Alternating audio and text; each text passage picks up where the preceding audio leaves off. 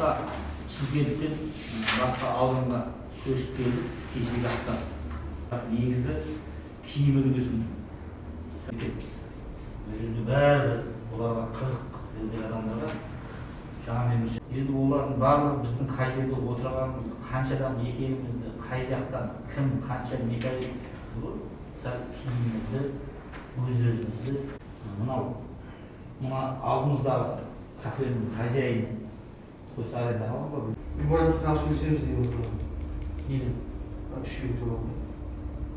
Қағаздан болғанға кейін біз келіп қоныстанғаннан кейін біраз адамдар менен Сол приказ бәрі қойды, бәрі тұрдық.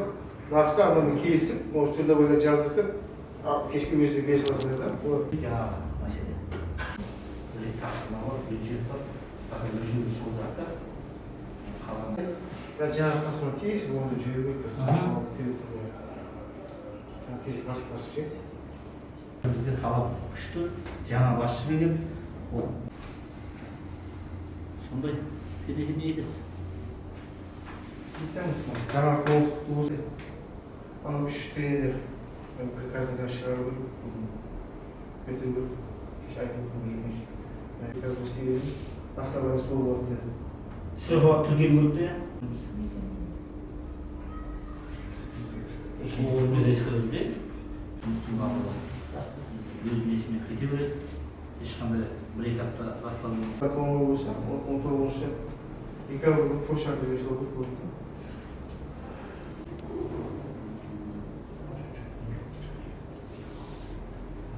Өздеріңізге белгілі, қазір осы жақында ғана Түркістан облысының дене шынықтыру және спорт басқармасына жаңа басшы тағайындалды.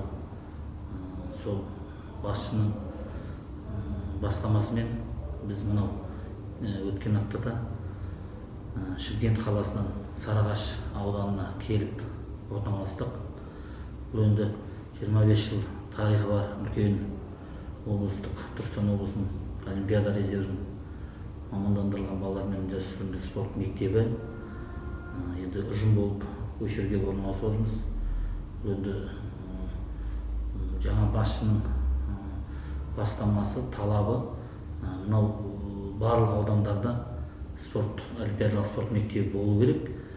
Одан кейін мынау осы халқы тығыз орналасқан Сарыағаш ауданында, мына жерде жақын жерде Жетісай, Қазығұрт осы аудандардың барлығын қамтып, осы жерден жақсы спортшыларды шығаруды, сол спортшыларды тартуды, осы мектепке жақсы жаттықтырушылар тартуды тапсырып отыр. Міне енді Алла қаласа осы жұмысты ары қарай толығымен жалғастырамыз.